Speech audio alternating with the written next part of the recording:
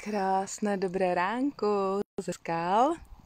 Mám pro vás malou historku.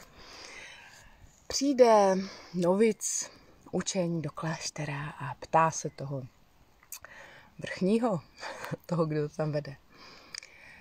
Zajímalo by mě, jak tady v tom klášteře, jak to chodí. Jak dlouho mi bude trvat, než dosáhnu úrovně vysvobození mysli od utrpení. A ten představený se na něj dívá a říká, no, myslím si, že tak 10 let. A ten, který tam jde, ten nováček, se ptá, no a když se budu opravdu hodně ze všech sil snažit, tak kolik to bude, když budu opravdu snaživej?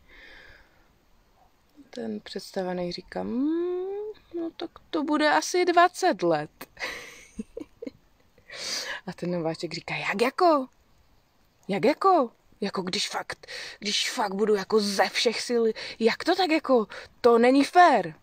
A ten představený říká, tak to asi bude 30 let. A ten příběh říká něco o naší kontrole versus důvěře.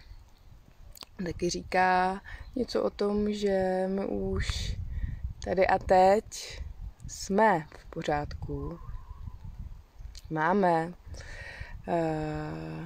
prostor, ve kterém můžeme cítit, vnímat otevřenost, propojení, důvěru, lásku.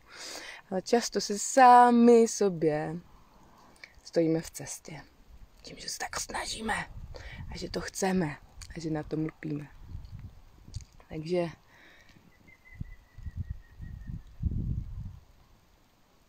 mě vlastně to bytí v přírodě vždycky připomíná ty neposedné mysli, že už to tady máme. Příroda se moc nesnaží. A přitom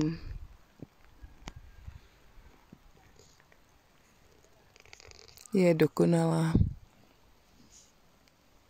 i ve své nedokonalosti. Krásný den ze skal.